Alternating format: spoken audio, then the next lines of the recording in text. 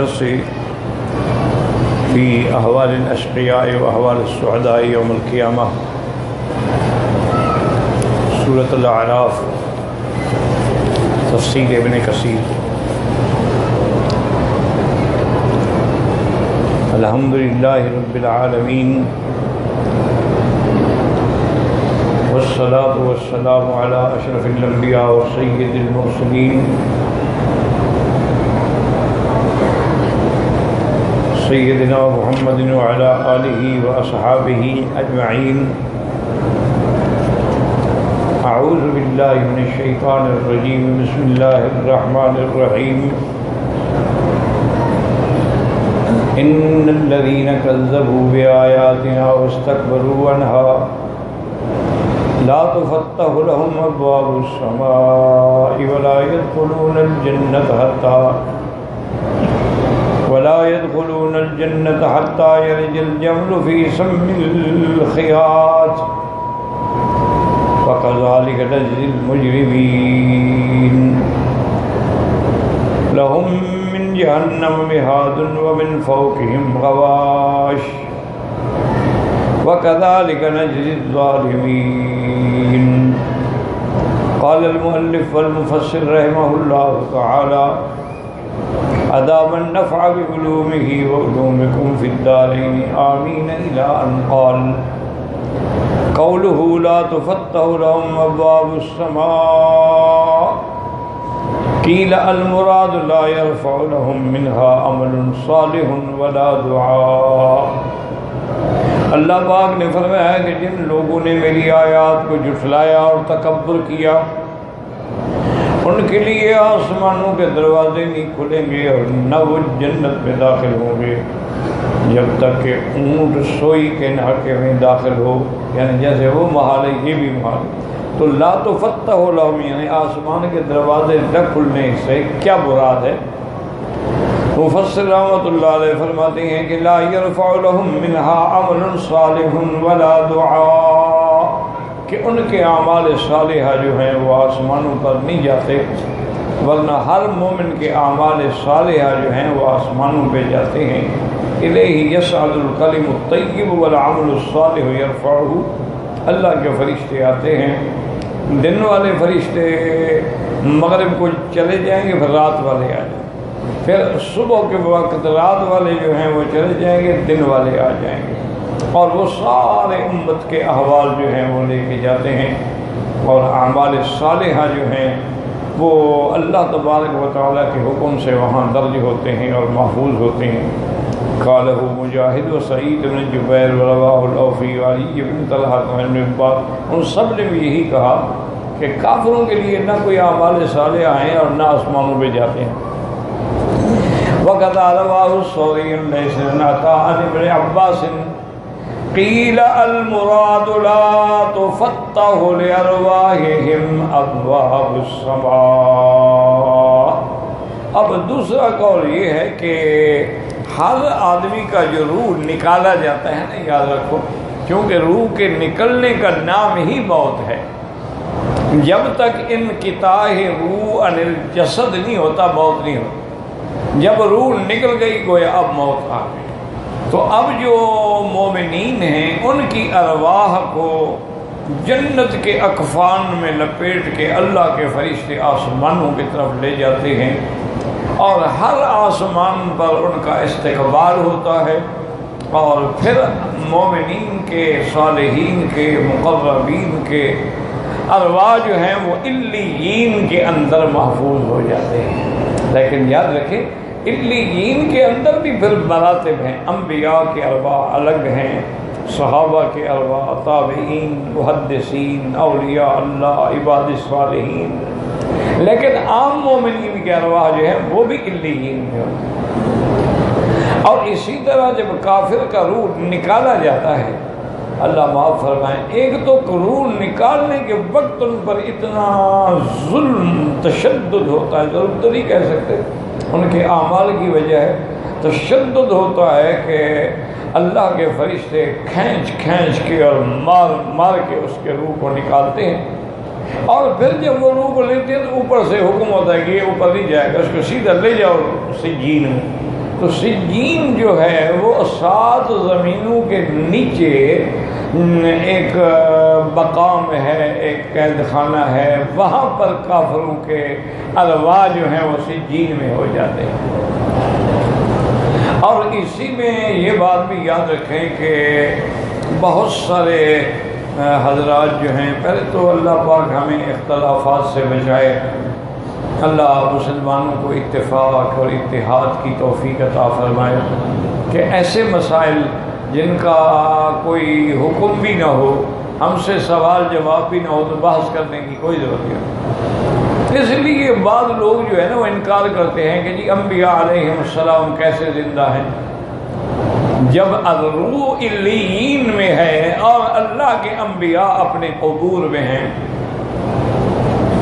تو لہذا کوئی زندگی کا سوال ہی پیدا نہیں ہوتا۔ اور یہ روح جو ہے یہ تو لوٹائے جائیں گے جب قیامت کے دن ہم اٹھیں گے۔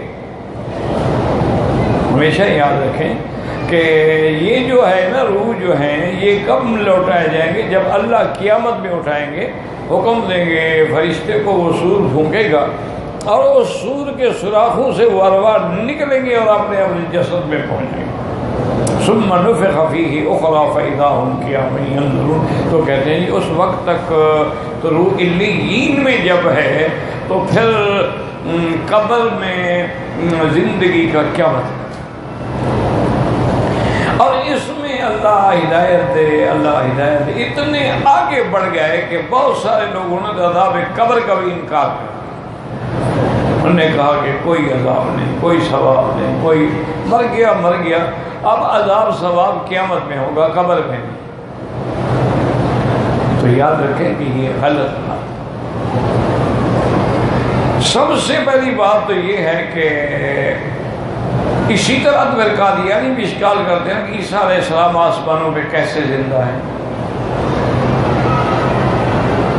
اور بھی باطل فرقے سوال کریں کہ یاد رکھو کہ تمام شہداء جو ہیں وہ زندہ ہیں، حالانکہ ان کے ارواح بھی تو علیین میں ہیں، لیکن اللہ فرماتا ہے ان کو لفظی طور پر بھی مردہ نہ کہو، ان کو بالکل کیوں فرمایا بل احیاء، وہ تو زندہ ہے۔ اور یہ بھی فرما دیا ولکن لا تشعرون، تم ان کی زندگی کو سمجھ نہیں سکتے، کیونکہ یہ عالم برزخ کے معاملات ہیں، یہ عالم مغیبات کے معاملات ہیں، عالم غیب کے معاملات ہیں، تم سمجھ نہیں سکتے ہو لیکن وہ زندہ۔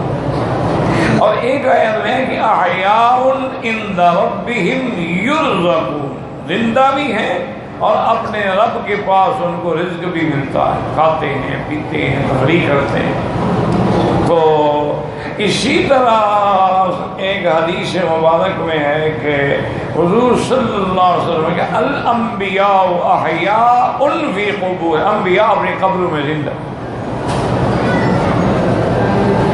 اور سب سے بڑی دلیل یہ دیکھیں کہ مسلم شریف کی حدیث یاد رکھیں گے، تمام بخاری رحمت، امام بخاری کی کتاب صحیح ہے یا مسلم کی، مسلم یعنی رحمت اللہ علیہ امام بخاری سے بھی سخت ہیں صحت حدیث کے بارے میں، یعنی ان کی شرطیں جو ہیں وہ زیادہ سخت امام بخاری کے معاملے میں۔ تو مسلم میں روایت ہے کہ حضور پاک فرماتے ہیں کہ لیلۃ الاسراء والمعراج میں جب میں جا رہا تھا تو میں نے دیکھا کہ عند الکثیب الاحمر، یعنی حضور نے باقاعدہ نشانی بھی بتائی جگہ کی کہ سرخ ریت کا ٹیلا ہے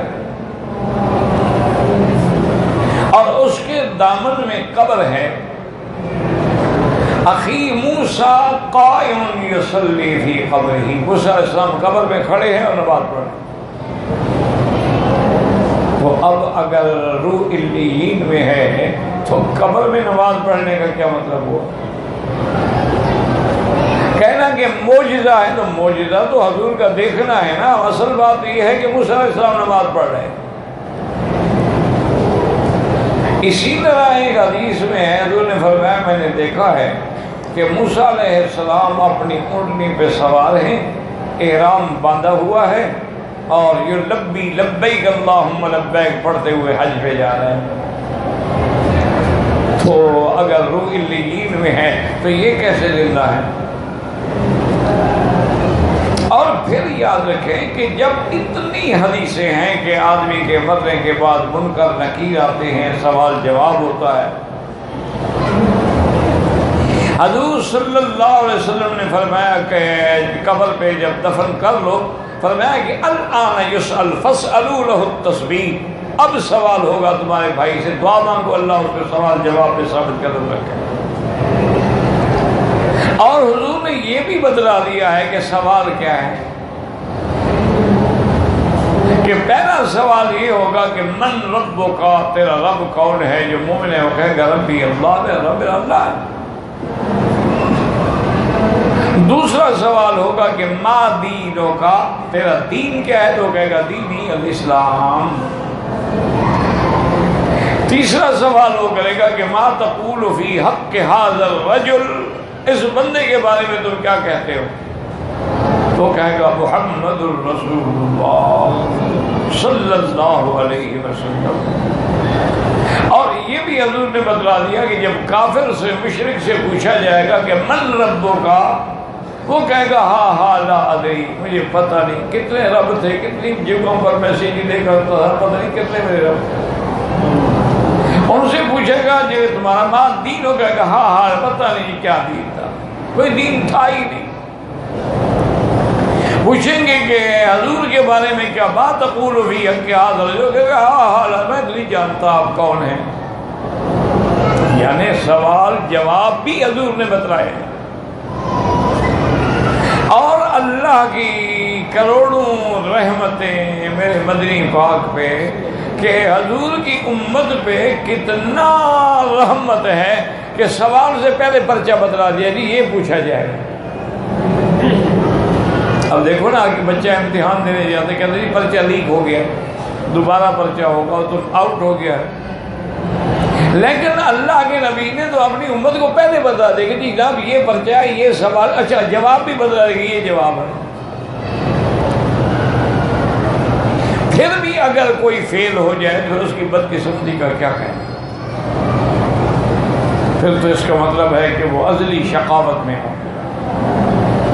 اسی لیے حضرت ابن عباس فرماتے تھے کہ بھائی جس کی اشارات جو ہیں وہ اکائی پر غالب نہ آ سکیں تو اس کی بدقسمتی کے کیا کہنے، کہ نیکی تو 1 کے 10 بھی دیں گے اور گناہ 1 کا 1 لکھا جائے گا، تو تیرے 10 اتنے کم ہو جائیں گے کہ 1 بڑھ جائے گا۔ ویسے تو تیری بدقسمتی کی انتہا ہو گئی۔ اچھا اسی طرح پھر یہ بھی حدیث میں موجود ہے کہ اللہ کے فرشتے جب دیکھیں گے کہ بندہ سوال جواب میں کامیاب ہو گیا ہے تو اس کی قبر جو ہے اس کو وسعت دے دی جائے گی 70 ہاتھ قبر کو، 70 ذراعاً۔ اور ساتھ یہ بھی کہیں گے نم کا نومت العروس، فرشتے کہیں گے سو جاؤ، جیسے دلہن اپنی سیج پہ سوتی ہے، اس کو ماں سوا اس کے دولہے کے کوئی نہیں اٹھاتا، اب تم بھی آ رہا۔ اور یہ بھی حدیث میں آتا ہے کہ جہنم کی طرف کھڑکی کھولی جاتی ہے کہ دیکھو یہ کیا ہے، اور جہنم نے کہا شکر کرو اللہ نے اس سے تمہیں بچایا ہے۔ پھر جنت کی طرف کھڑکی کھولی جاتی ہے تو اس نعیم سے وہ فائدہ اٹھاتا ہے۔ اسی طرح حدیث مبارک میں ہے سرکار دو جہاں رحمت دو عالم صلی اللہ علیہ وسلم ایک جگہ سے گزر رہے تھے، وہاں کافی قبریں تھیں۔ اب پھر میں ان قبر والوں کو عذاب ہو رہا ہے، صاحب نے کہا یا رسول اللہ کافروں کی قبریں۔ اسی طرح حضور صلی اللہ علیہ وسلم ایک دفعہ 2 قبریں تھیں، وہاں سے گزرے تو فرمایا انہما یعذبان وما یعذبان فی کبیر، ان دونوں کو عذاب ہو رہا۔ اور یہ بھی بتایا کہ عذاب کیوں ہو رہا ہے، کہ فرمایا کہ ایک جو ہے وہ تو پیشاب کے قطروں کا خیال نہیں کرتا، سخت جگہ پہ بیٹھا قطرے اڑتے رہے، بدن پہ آ گئے، کپڑوں پہ پرواہ نہیں، استنجا کر کے اٹھا ہے، لیکن جہاں اور قطرے لگے ہیں اور دوسرے کے بارے میں فرمایا انہ یمشی بالنمیمۃ، چغل خور تھا، ادھر کی بات ادھر اور ادھر کی بات ادھر۔ تو یہ ساری حدیثوں کا ہم انکار کر دیں۔ اس لیے ہمیشہ یاد رکھیں کہ انکار کرنے کی کوئی ضرورت نہیں ہے۔ اب سورج ہے، ہم سے کتنا دور ہے؟ اس کی روشنی آ رہی ہے کہ نہیں آ رہی؟ اس کی گرمی ہمیں پہنچ رہی ہے کہ نہیں آ رہی؟ تو اگر سورج کی روشنی آ سکتی ہے اور پورے عالم کو منور کر سکتی ہے تو اللہ کے حکم سے علیین میں سے روح کا تعلق جو ہے وہ جسد سے نہیں جوڑا جا سکتا۔ اس لیے اب تو خیر مشکل ہی نہیں رہا مسئلہ، ابتدا میں مشکل ہوتی تھی، بس ہمارا ایمان تھا کہ جو حدیث میں حق ہے، جو قرآن میں حق ہے، لیکن بہرحال عقل کام نہیں کرتی تھی کہ علیین سے روح کا تعلق کیسے جڑے گا۔ اب تو آپ کے پاس ٹیلی فون ہے، اسی کو دیکھ لو کہ اس کا تعلق سیٹلائٹ سے ہے، اور آپ یہاں سے بیٹھ کے جس ملک میں چاہیں کال ملا رہے ہیں، نہ کوئی تار ہے نہ کوئی سلسلہ ہے، سیدھا قمر الصناعی سے تعلق ہے۔ تو اگر انسان ایسی چیز بنا سکتا ہے تو اللہ کے لیے مشکل ہے کہ روح علیین میں ہو اور تعلق اس کا جو ہے وہ قبر سے ہو، اور روح سجین میں ہو اور مار کھانے کے لیے تعلق جو ہے اس کا وہ قبر سے ہو، اور حضور قبر پہ کھڑے ہیں، ورنہ اب سوال جواب ہو رہا ہے۔ بہت سارے لوگ تو قبر کا بھی انکار کر دیتے ہیں، وہ کہتے ہیں یہ قبر ہی نہیں، قبر تو وہ ہے بس جہاں موت آئی جہاں ہوگا وہ عالم برزخ کی قبر ہے۔ تو اتنی بحثوں میں الجھا نہ کریں۔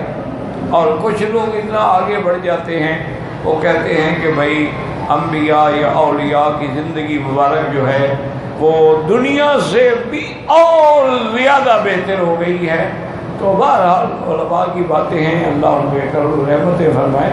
تو بہر صورت اعتدال میں رہیں، نہ اقرار نہ انکار، نہ افراط نہ تفریط، نہ زیادتی نہ کمی، نہ خود بات بڑھائیں نہ خود بات گھٹائیں۔ جتنا چیز قرآن میں اور حدیث میں ثابت ہو اس پہ ایمان رکھیں۔ اور پھر اللہ نے ہمیں دنیا میں سارے نمونے بھی دکھلا دیے کہ اصحاب کہف جو ہیں وہ 309 سال سو رہے ہیں لیکن زندہ ہے۔ اللہ نے دنیا میں نمونے دکھلا دی کہ کوئی یہ نہ کہے کہ کیسے ہو سکتا ہے، یہ دیکھو تمہارے سامنے۔ تو اس لیے قیامت والے دن جو حساب کتاب ہوگا تو بعض علماء نے فرمایا کہ مومن کے اعمال صالحہ اوپر جاتے ہیں لیکن کافروں میں نہیں جاتے۔ اس کا معنی یہی ہے کہ لا تفتح لهم ابواب السماء۔ اور دوسری بات یہ بھی یاد رکھیں کہ جب آسمانوں پہ عمل جاتا ہی نہیں تو قبول کیا ہوگا؟ کیونکہ انسان جو دعائیں کرتا ہے تو اللہ تبارک و تعالیٰ کی طرف سے ہی اس کی قبولیت آتی ہے۔ تو اس لیے بعض علماء نے یہ ارشاد فرمایا ہے کہ ان کی نہ دعا اوپر جاتی ہے اور نہ اعمال صالحہ اوپر جاتے ہیں اور نہ ان کی ارواح کے لیے آسمان کے دروازے کھلتے ہیں۔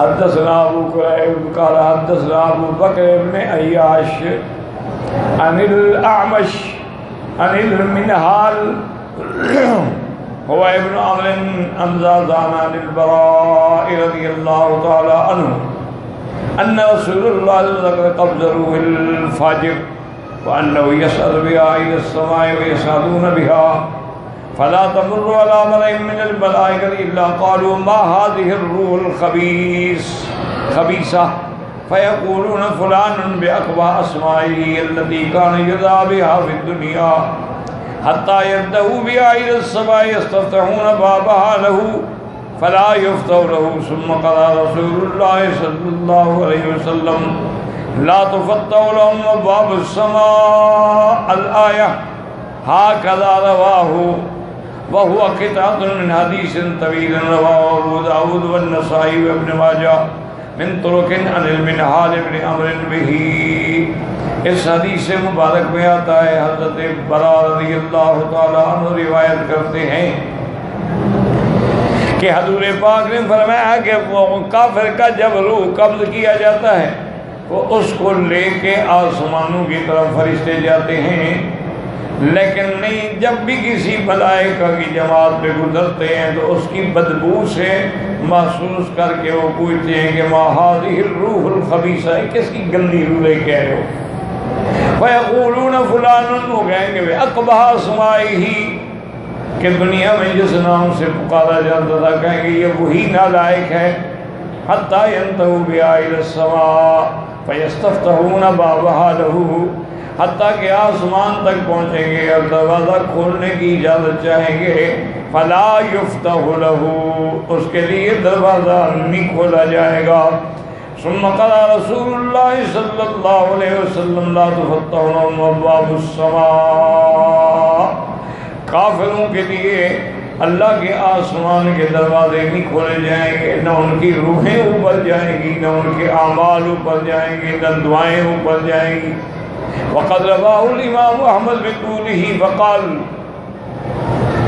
حدثنا ابو معاویہ قال حدثنا الاعمش من حال بن عمرو عن زازان عن البراء بن عازب قال خرجنا مع رسول الله في جنازة رجل من الانصار فانتهينا الى القبر ولما رجل احد وجه رسول الله صلى الله عليه وسلم حوله كأن على رؤوسنا الطير ففي يده عود ينكت به في الأرض فغفر وقال استعيذوا بالله من عذاب القبر مرتين أو ثلاثة۔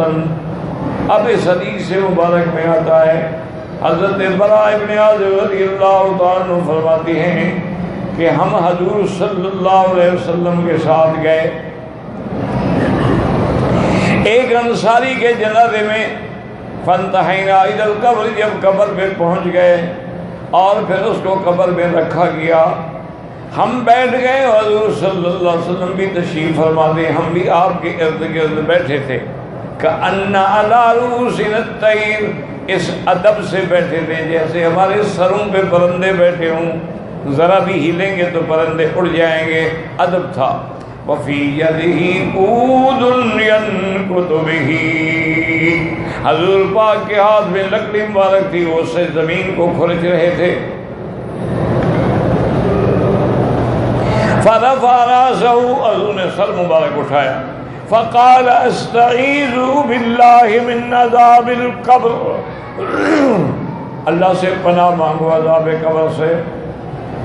مرتین او ثلاثتن، حضور نے 2 دفعہ فرمایا یا 3 دفعہ، یہ راوی کی طرف سے شک ہے کہ حضور نے فرمایا کہ عذاب قبر سے پناہ مانگو، اللہم انا نعوذ بک من عذاب القبر۔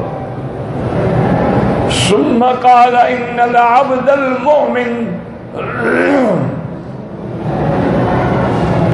اذا كان في انقطاع من الدنيا وإقبال إلى الآخرة نزل إليه ملائكة من السماء بيض الوجوه كأن وجوههم الشمس معهم كفن من أكفان الجنة وهنوط من هنوط الجنة حتى يجلسوا منه مد البصر۔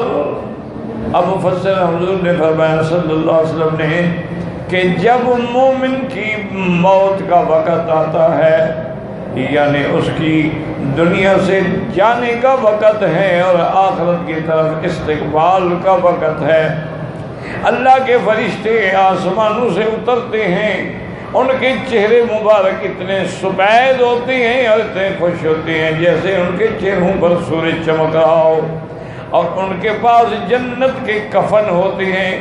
ایک وہ کفن ہے جو ہم بدن کو پہناتے ہیں، اور فرشتے جو کفن لاتے ہیں وہ روح کے لیے ہوتا ہے۔ اب روح ہی کیا چیز ہے، اللہ کے سوا کوئی نہیں جانتا۔ یسألونک عن الروح قل الروح من امر ربی وما اوتیتم من العلم الا قلیلا۔ اللہ نے فرمایا میرے محبوب آپ سے پوچھتے ہیں کہ روح کیا ہے، بتا دو کہ روح میرے رب کے امر کا نام ہے، اس کا علم اللہ نے کسی کو نہیں دیا، اور جتنا علم دیا گیا دنیا میں وہ تو بہت تھوڑا ہے۔ اب وہ فرماتی ہیں کہ ان کے پاس کفن وحنوت من حنوت الجنہ، حنوت کہتے ہیں خوشبو، جیسے مردے کے لیے دنیا کے اندر بھی کافور لایا جاتا ہے، اس کو بخور دیا جاتا ہے، اس پر عطر چھڑکا جاتا ہے، تو وہ جنت کے لائیں گے۔ اور اس کے بعد وہ بیٹھ جاتے ہیں حتیٰ یجلسوا منہ مد البصر، جہاں تک نظر پڑتی ہے، ثم یجیء ملک الموت حتیٰ یجلس عند راسہ فیقول، حتیٰ کہ ملک الموت آتے ہیں جن کے پاس روح نکالنے کا اللہ کی طرف سے اختیار ہے، وہ اس مرنے والے کے سرانے پہ بیٹھیں گے اور فرمائیں گے ایتھا النفس المطمئنۃ اخرجی الی مغفرۃ من اللہ ورضوان، وہ کہیں گے کہ اے نفس مطمئنہ چلو اللہ کی بخشش کی طرف، اللہ کی رضا کی طرف تمہیں لینے آئے ہیں۔ قال فتخرج تسيل كما تسيل القطرة في السقاء فيأخذها فإذا أخذها لم يدعوها في يده طرفة عين حتى يأخذوها فيجعلوها في ذلك الكفن وفي ذلك الحنوط، وہ روح مبارک نکلے گی اس کی جیسے کہ مشکی جیسے پانی کا قطرہ گرتا ہے، وہ لے لیں گے، اس کو نیچے نہیں آنے دیں گے، پھر اس کو وہ جنت کا کفن پہنایا جائے گا اور وہ جنت کی خوشبوؤں میں بسایا جائے گا۔ وَيَخْرُجُ مِنْهَا كَأَطْيَبَ نَفْحَةٍ مِسْكٍ، اس سے ایسے خوشبو آ رہی ہوگی جیسے کہ مشک کی خوشبو ہوتی ہے۔ مسکن وجدت علی وجہ الارض فَيَسَدُونَ بِهَا فَلَا يَمُرُّونَ بِهَا عَلَى مَلَئٍ مِّنَ الْمَلَائِكَةِ إِلَّا قَالُوا مَا هَٰذِهِ الرُّوحُ الطَّيِّبَةُ، اور وہ خوشبو ایسی ہوگی کہ جہاں جہاں سے فرشتے گزریں گے، ملائکہ کی جماعت پہ گزریں گے تو سب ملائکہ پوچھیں گے کہ بھائی یہ کون سی روح ہے ماشاءاللہ پاکیزہ جس کی خوشبوئیں آ رہی ہیں؟ فَيَقُولُونَ فُلَانٌ ابْنُ فُلَانٍ بِأَحْسَنِ أَسْمَائِهِ الَّذِي كَانُوا يُسَمُّونَهُ بِهَا فِي الدُّنْيَا حَتَّى يَنْتَهُوا بِهِ إِلَى السَّمَاءِ الدُّنْيَا فَيَسْتَفْتِحُونَ لَهُ فَيُفْتَحُ لَهُ فَيُشَيِّعُهُ مِنْ كُلِّ سَمَاءٍ مُقَرَّبُوهَا، اب وہ جائیں گے جب آسمان پہ پہنچیں گے دروازہ کھولنے کے لیے کہیں گے تو دروازہ کھل جائے گا، اور پھر ہر دروازے سے ہر آسمان سے اللہ کے فرشتے بھی اس کے ساتھ چلیں گے حتیٰ ينتہی بہا الی السماء السابعہ، ساتویں آسمان تک۔ فیقول اللہ عز وجل اکتبوا کتاب عبدی فی علیین واعیدوہ الی الارض فإنی منہا خلقتہم وفیہا اعیدہم ومنہا اخرجہم تارۃ اخری۔ پھر اللہ پاک فرمائیں گے کہ علیین میں میرے بندے کا درج کر دو اور اس کو پھر زمین کی طرف لے جاؤ، چونکہ میں نے زمین سے پیدا کیا ہے اور میں نے پھر ان کو زمین میں دفن کرنا ہے اور پھر میں نے ان کو اسی زمین سے اٹھانا ہے، جیسے اللہ فرماتے منہا خلقناکم وفیہا نعیدکم ومنہا نخرجکم تارۃ اخری۔ اور کبھی کبھی اللہ دنیا میں بھی یاد رکھے دکھاتے ہیں۔ امام بخاری رحمت اللہ علیہ کی جب وفات ہوئی بڑے امتحان میں تھے امام صاحب، حتیٰ کہ انہوں نے درخواست کی اللہ سے کہ یا اللہ تیری زمین مجھ پہ تنگ ہو گئی ہے، مجھے موت دے۔ حالانکہ موت مانگنا منع ہے، حضور نے منع فرمایا ہے کہ یہ نہ کہا کہ اللہ مجھے موت دے، اللہ مجھے مار دے، یہ کہا کہ ان کانت الحیات خیرا لی، اللہ اگر میرے لیے زندہ رہنا بہتر ہے تو میری زندگی بہتر بنا، اور اگر میرے لیے موت بہتر ہے تو مجھے موت عطا فرما۔ یہ نہ کہو کہ مجھے موت دے۔ اور امام بخاری رحمت اللہ علیہ سے زیادہ اس حدیث کو کون جانتا ہے، لیکن اتنے مجبور اور مضطر ہو گئے کہ دعا مانگو۔ مولا خلطنک ہے بخارا میں، وہاں آپ کی قبر ہے۔ تو جب حضرت امام بخاری رحمت اللہ علیہ کو دفن کیا گیا تو ان کی قبر کی مٹی سے اتنی خوشبو آئی کہ جس کی کوئی دنیا میں مثال ہی نہیں۔ کئی دن تک خوشبو آتی رہی، لیکن لوگوں نے مٹی اٹھانی شروع کر دی، تو انتظامیہ والے دوبارہ مٹی ڈالیں، صبح کو لوگ وہ اٹھا کے لے جائیں۔ تو کبھی کبھی اللہ دنیا میں بھی دکھا دے۔ امام بخاری تو خیر بہت بڑے آدمی تھے، یہ ہمارے بھائی تھے، دوست بھی تھے، بڑی محبت فرماتے تھے۔ حضرت محمد موسیٰ روحانی بازی رحمۃ اللہ علیہ جو جامعہ شرفیہ لاہور میں شیخ الحدیث تھے، اور جب ان کی وفات ہوئی ہے تو میں نے نہیں دیکھا، لیکن مجھے بہت ذمہ دار علماء نے کہا کہ ان کی قبر سے بھی خوشبو مٹی سے۔ اسی طرح اور بھی میں نے نہیں دیکھا، لیکن مجھے لوگوں نے، اور بڑے اچھے لوگوں نے، یعنی علماء نے، سکہ لوگوں نے، ایسے نہیں جو جھوٹ بولے، انہوں نے کہا عبدالرشید غازی جو تھے وہ جب دفن کیے گئے تو ان کی قبر سے بھی خوشبو آئی تھی۔ تو اللہ تعالی کبھی کبھی دنیا میں بھی نمونہ نکلا دے تاکہ بندوں کو پتہ ہو کہ اللہ چاہے تو مٹی میں بھی خوشبو پیدا ہو جائے، اور اللہ چاہے تو قبر میں بھی خوشبو آ جائے، اللہ چاہے تو اس کے تعلق کو آسمانوں تک اللہ تعالیٰ جوڑ دیتے ہیں، علیین تک۔ تو اس لیے ان چیزوں پہ کبھی شک نہ کیا کریں، شبہ نہ کیا کریں، لیکن ایک بات کا خیال رکھیں کہ جتنی بات قرآن میں ہے آمنا باللہ، جتنی بات حدیث مبارک میں ہے آمنا باللہ، اپنی طرف سے نہ بڑھائیں۔ اب جیسے ہمارے یہ اپنا بریلوی حضرات جو ہیں، اللہ ہدایت دے، وہ تو اتنا آگے بڑھ گئے ہیں نا، اسی لیے تو کہتے ہیں جی حضور ہر میلاد میں تشریف لے آتے ہیں، اسی لیے ہم کھڑے ہو جاتے ہیں کہ حضور آ گئے۔ اچھا، اتنا انہوں نے کتابوں میں لکھا ہے کہ انبیاء کرام پر ازواج مطہرات بھی پیش کی جاتی ہیں، ان کی بیویاں بھی قبر میں جاتی ہیں۔ پتہ نہیں کیا انہوں نے مرنا نہیں تھا؟ نہیں، انبیاء کو بیویاں جو قبر میں بھیج رہے ہو، دشمن کیا کہے گا کہ آپ کے انبیاء اتنے شوقین ہیں کہ قبر میں بھی بیوی کو معاف نہیں کرتے۔ انا للہ و انا الیہ راجعون، اسی لیے اس خبیث نے رنگیلا رسول لکھی تھی نا۔ اگر تم ایسی باتیں نہ کرتے تو اس بدبخت دشمن کو ایسی کتاب لکھنے کا کیسے موقع ملتا؟ اگر تم اس قسم کی غلط کہانیاں محبت میں آ کے نہ گھڑتے تو رشدی ملعون کو کتاب لکھنے کی کیسے جرت ہوتی؟ اگر اس قسم کی غلط روایات تم کتابوں میں درج نہ کرتے تو تسلیمہ نسرین جو تھی بنگلہ دیش کی، اس کو کیسی جرت ہوتی کہ حضور صلی اللہ علیہ وسلم اور صحابہ، اہل بیت اور امہات المؤمنین کے بارے میں لکھے؟ اگر تم یہ باتیں نہ کہتے تو شیعہ اور روافض کو کیسے جرت ہوتی کہ وہ بی بی عائشہ کے خلاف بات کرتے؟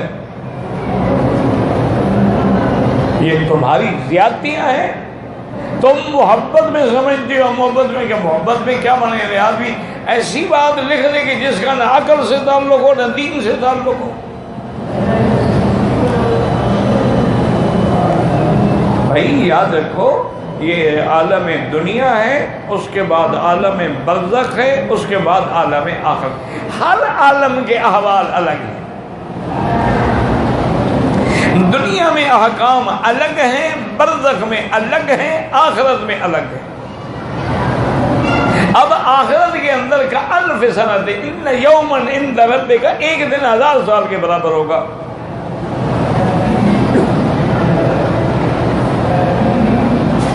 اسی سے کچھ مفسرین کرام نے، اللہ پاک ان پہ کروڑوں رحمتیں فرمائے، کہ انہوں نے ایک استدلال کیا ہے کہ یہ جو دنیا ہے نا، اس کی مدت 6000 سال ہے۔ یعنی کل مدت پیدا ہونے سے لے کر فنا ہونے. انہوں نے استدلال کیسے کیا کہ ان ربکم اللہ الذی خلق السماوات والارض فی 6 ایام، اللہ نے 6 دنوں میں یہ عالم بنایا سارا. تو کہتے ہیں 6 دنوں سے مراد وہی ہے ان یوما عند ربک کالف سنۃ، کہ ایک دن جو ہے 1000 سال کے برابر ہے، تو 6 دن 6000 سال کے برابر ہو گئے. اگر یہ بھی محض باتیں، ورنہ تو 50,000 سنہ بھی ہے، 50,000 سال کے برابر بھی تو ہے.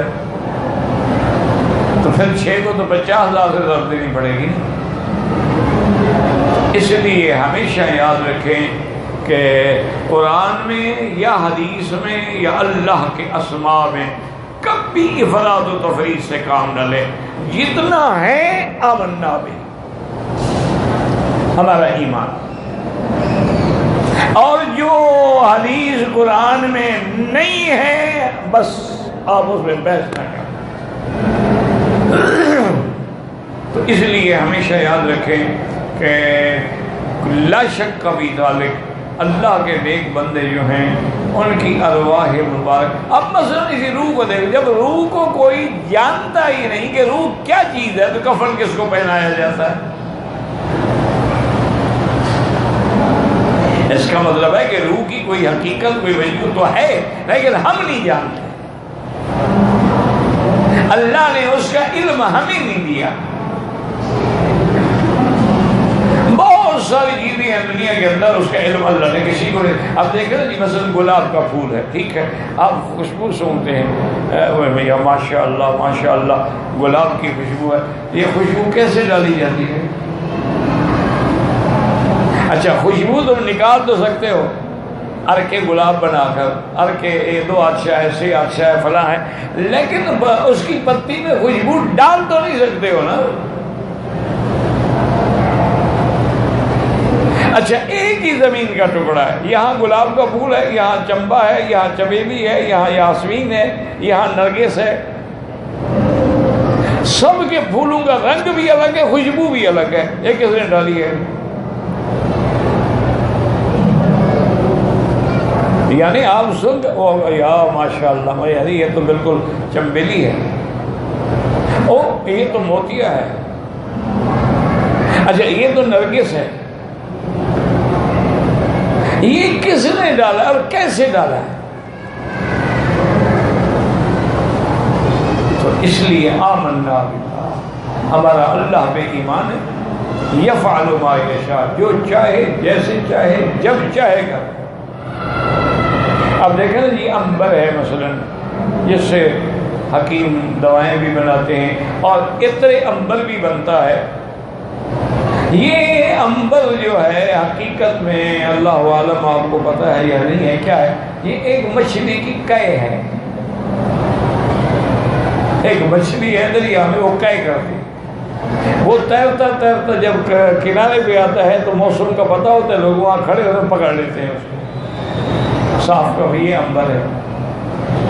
اچھا مشک کیا ہوتا ہے کہ بھی وہ ہرن کے نافے میں ہوتا ہے، اور لیکن اس کے لیے بھی ضروری ہے، شکاری جو ہے نا جانتے ہیں وہ کالے ہرن میں زیادہ ہوتا ہے، اور وہ ہرن جو ہے ما سوا برفانی علاقے کے کسی اور جگہ نہیں ہوتا. وہ اس مشک کی اتنی گرمی ہے کہ وہ بیٹھ نہیں سکتا، وہ بھگتا رہتا ہے. اچھا اگر ہم نے اس کو گولی ماری تو ذبح کرنے سے پہلے اس کی ناف کو جا کے وہ دھاگے سے یعنی چمڑے کی رسی سے باندھ دیتے ہیں. اگر ذبح کر دیا وہ بدن میں پھیل جائے گا، پھر آپ نکال نہیں سکتے. یہ کہتے ہیں مشک نافع، وہ نافع وہی ہوتا، کسی میں زیادہ ہوتی ہے کسی میں کم ہوتی ہے. اور ہے کس میں؟ ایک جانور میں. اسی طرح ایک خاص قسم کا بلہ ہے، اس کے اندر بھی وہ ہوتا ہے. اسی لیے حضرت علی رضی اللہ عنہ وارضاہ فرماتے تھے، مجھے حیرت ہوتی ہے بندوں پہ کہ تیرا سب سے قیمتی لباس جو ہے وہ بھی ایک کیڑے کی گندگی ہے. ریشم کیڑے سے نکلتا ہے، اور کیڑے کا جو فضلہ ہے نا گندگی، وہ ہے ریشم. اور فرمایا تیرا سب سے بہترین خوراک جو ہے وہ بھی ایک مکھی سے نکلتی ہے جو شہد. فرمایا تیری اکڑتے کس بات پہ ہوتی؟ اور تیری غذا بھی مکھی کا فضلہ ہے اور تیرا کپڑا جو ہے وہ بھی ایک کیڑے کا فضلہ ہے، تم اکڑ کس بات کی دکھاتے ہو؟ اور اسی طرح حضرت علی نے فرمایا تھا کہ میں حیران ہوتا ہوں لوگوں پہ کہ جناب یہ خان اور یہ وڈیرا اور یہ سردار اور یہ چودھری اور یہ جناب فلاں اور فلاں. فرمایا روزانہ تو اپنے پخانے پہ بیٹھے ہوتے ہو، تکبر کس بات کا کرتے ہو؟ 24 گھنٹے میں ایک دفعہ یا 2 دفعہ پیشاب پہ بیٹھتے ہو، نہ نکلے تو تمہیں عقل آ جائے. تو اللہ نے تو تمہیں سزا دے دی ہے کہ تکبر بعد میں کرنا پڑے گی. تو دیکھو کس چیز پہ بیٹھے ہو. اس لیے ہمیشہ یاد رکھیں کہ اللہ سے دعا مانگا کریں، اور قرآن و حدیث میں جو لفظ ہے، جو فرمان ہے. اب حضور نے فرمایا کہ ان قبر والوں پہ عذاب ہو ہے، بس آمنا وصدقنا، حضور نے فرما دیا، بات ختم ہو گئی. اچھا حضور نے باقاعدہ چھڑیاں منگا کے کھجور کی ان کو ایسے تقسیم کیا، ایک اس قبر پہ، اس کی فرمایا جب تک یہ سبز رہے گی نہ ذکر کرے گی تو اللہ اس کو شاید عذاب میں کمی کر دے. اب وہ چھڑی یا لکڑی یا درخت جو ہے کیسے تصویر کرتا ہے تم سمجھ سکتے ہو؟ لیکن ہمارا ایمان ہے وَإِن مِّن شَيْءٍ إِلَّا يُسَبِّحُ بِحَمْدِهِ، ہر چیز جو ہے وہ اللہ کی تسبیح بیان کر رہی ہے. اور اللہ نے یہ بھی فرما دیا وَلَٰكِن لَّا تَفْقَهُونَ تَسْبِيحَهُمْ، تم سمجھ نہیں سکتے ہو لیکن وہ تسبیح کر رہی ہے. تو اس لیے اس حدیث میں آیا کہ پھر اس کو جب وہ لے جاتے ہیں تو فرشتے پوچھتے ہیں مَا هَٰذِهِ الرُّوحُ الطَّيِّبَةُ، پھر بتاتی ہیں فلاں کی روح ہے. اب وہ آسمانی دنیا میں جاتا ہے، پھر اس کو اللہ کے حکم سے درج کرنے کے بعد زمین میں بھیجا جاتا ہے، کیونکہ اللہ کا نظام یہ ہے کہ ہر بندہ زمین میں آئے گا، زمین میں دفن ہوگا اور پھر زمین سے ہی اٹھایا جائے گا. واللہ اعلم.